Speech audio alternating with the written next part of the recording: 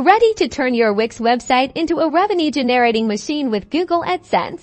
Let's break down exactly how to paste your AdSense code into your Wix site, step by step, unlocking that passive income potential. First, log into your Wix account and navigate to the website editor for the site you want to monetize. Once you're in the editor, you'll need to access the code insertion area. Look for the Add Elements button in the left-hand sidebar, click on it, and then find the Embed Code option. From there, select Embed HTML. This will add a designated box to your page where you can place your AdSense code. Now, let's get your AdSense code in the Wix editor. Navigate to the Settings menu, usually found by clicking a gear icon.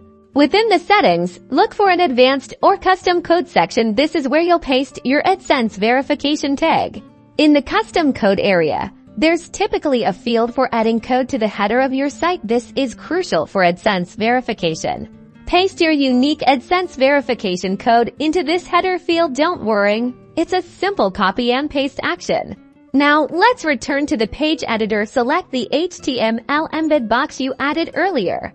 Click on the Enter Code button or the pencil icon that appears on the embed box. A new window will open, asking you to enter your HTML code. This is where you'll paste your actual AdSense ad unit code.